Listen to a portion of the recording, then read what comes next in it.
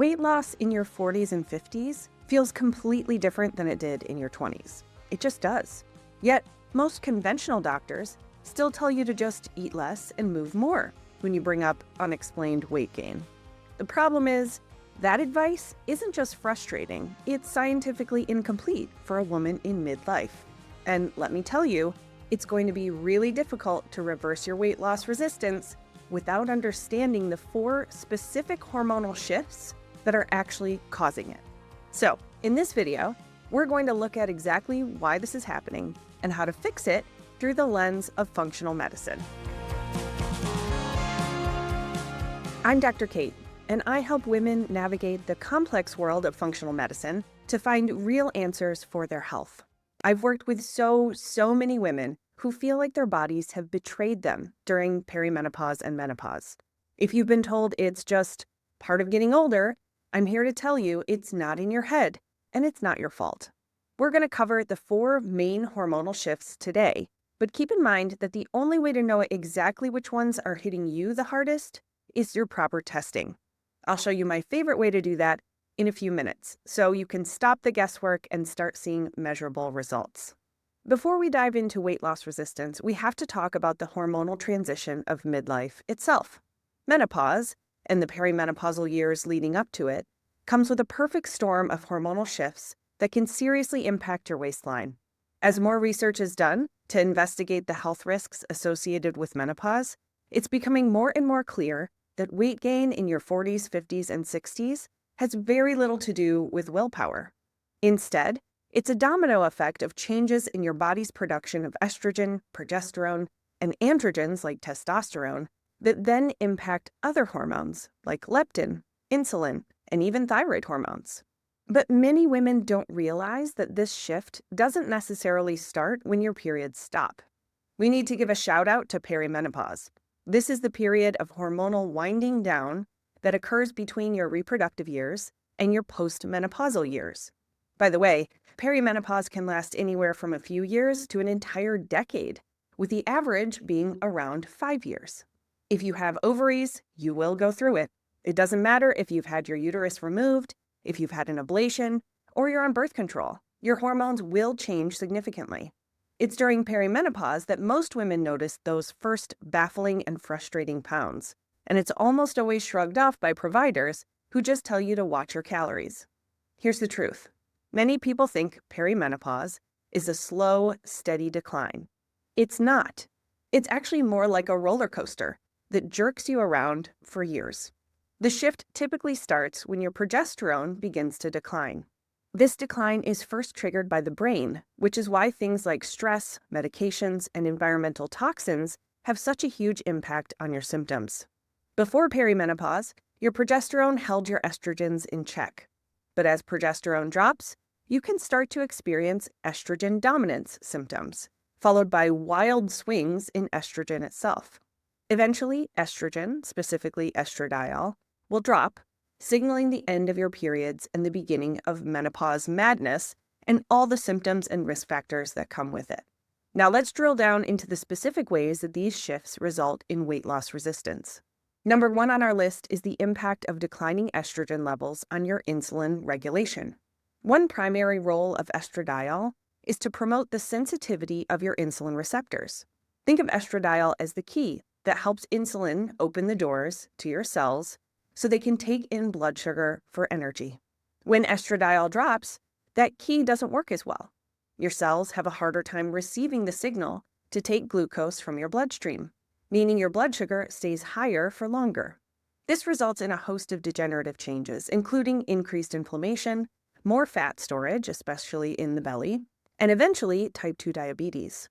If you've watched any of my other videos, you know that balancing your blood sugar is my number 1 strategy for dropping stubborn fat. When your estrogen is low, you have to be even more intentional about your nutritional strategies. This means prioritizing protein, healthy fats, and a massive amount of fiber from fruits and vegetables. It's important to avoid the empty carbs like chips, cookies, and ultra-processed foods that send your blood sugar on a spike that your body can no longer handle. One of my favorite tools for regulating insulin is a nutraceutical called berberine. In a 2012 meta-analysis, Berberine was shown to help with blood sugar control as effectively as common diabetes medications, but with fewer side effects. I call it a metabolic multitasker because it helps those insulin receptors do their job even when estrogen is low.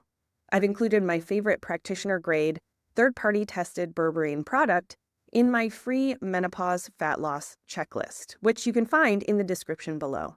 It contains all the strategies we're discussing today in one easy-to-follow guide.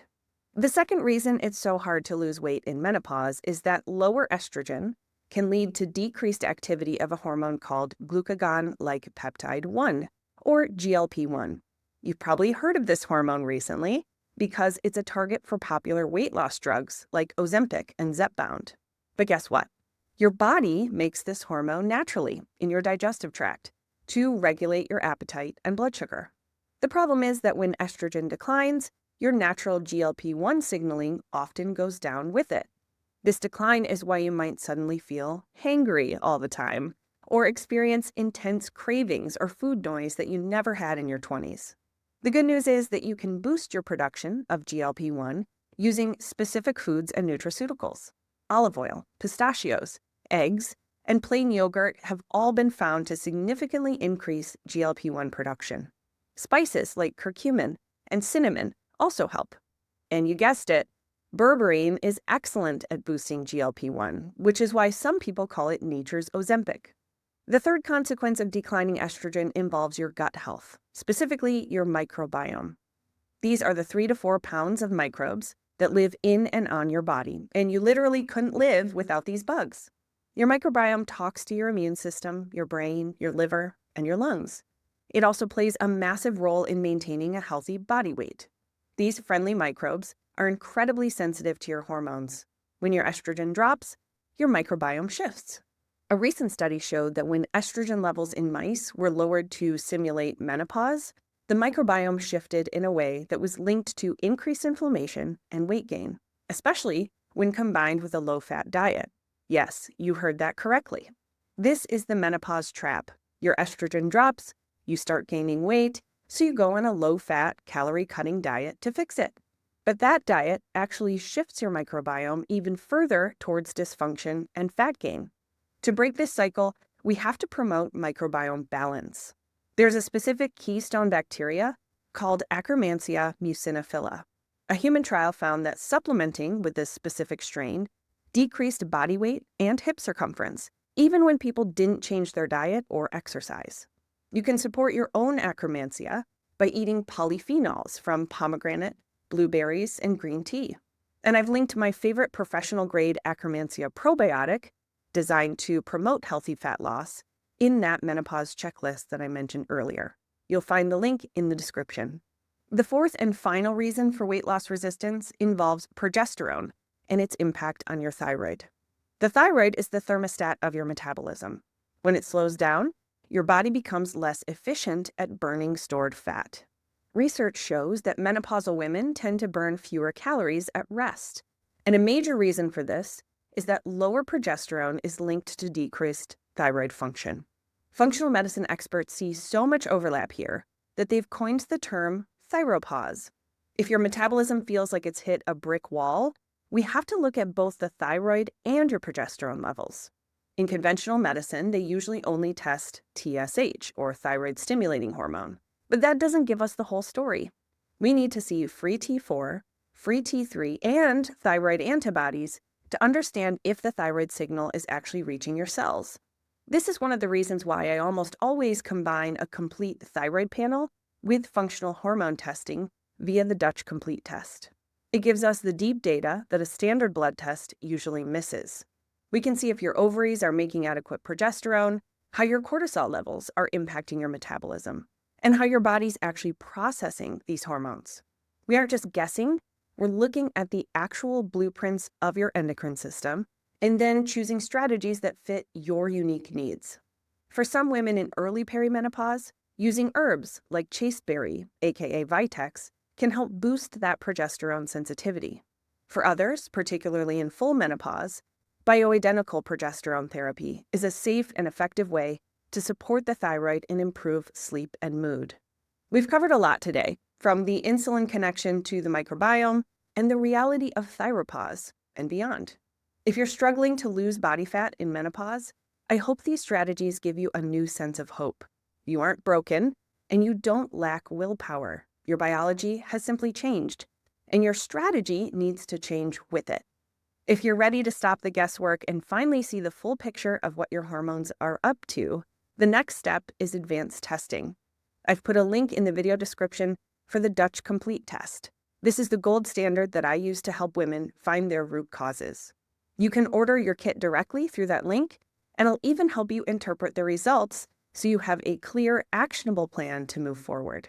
And don't forget to grab your free Menopause Fat Loss Checklist while you're there and take advantage of my full script dispensary for all the practitioner-grade products we talked about today.